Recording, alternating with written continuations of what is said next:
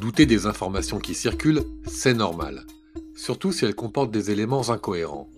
Mais douter n'est pas soupçonner. Le soupçon, c'est le côté obscur du doute. Alors, pour reconnaître une vidéo complotiste, voici quelques points à repérer.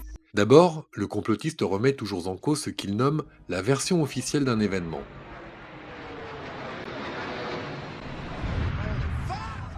Selon lui, la vérité est forcément cachée. Elle est donc officieuse.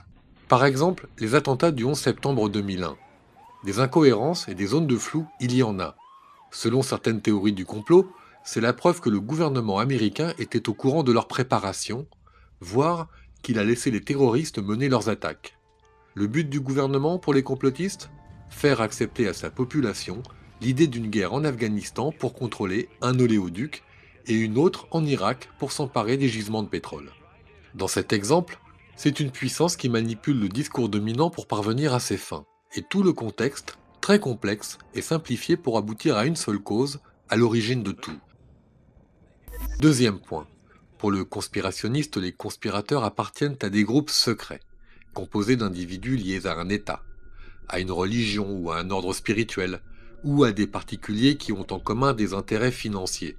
Des complotistes vont même jusqu'à imputer aux extraterrestres la responsabilité de certains événements. Mais on parlera de ce sujet une autre fois. Avant tout, il faut percer leurs secrets et étudier leurs origines et leurs buts. Or, pour savoir si une personne ment ou dit la vérité, on ne peut en aucun cas se baser sur son métier, sa fonction, sa religion, son origine ethnique ou encore son orientation politique.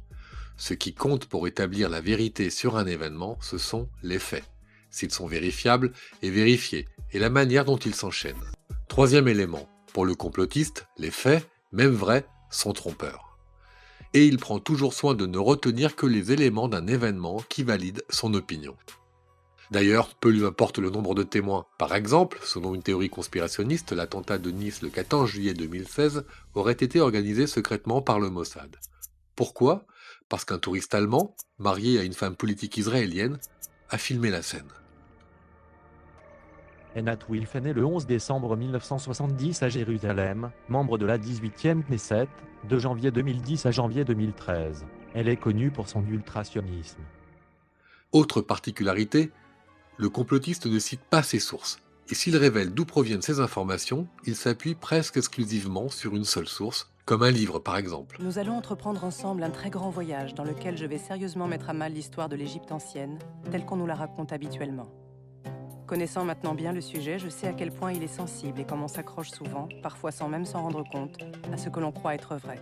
Dernier repère, le complotiste accorde une importance démesurée à chaque détail.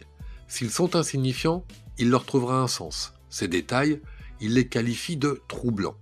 Par exemple, la carte d'identité d'un des frères Kouachi, retrouvée dans le véhicule des terroristes après l'attentat de Charlie Hebdo. Pour un complotiste, c'est la preuve d'un attentat monté de toutes pièces, une erreur trop grosse pour être vraie, selon lui. En vérité, il s'agit vraisemblablement d'un oubli dans la précipitation de la fuite, ou peut-être une volonté de signer le crime. Pour conclure, prenez garde au discours simpliste. Interrogez-vous toujours sur l'origine des informations qu'on vous propose. La personne qui vous parle se présente-t-elle ? D'où lui viennent ces informations ? Est-elle capable d'apporter plusieurs éléments de preuve ? Ses propos sont-ils de l'ordre de l'opinion ou du factuel ?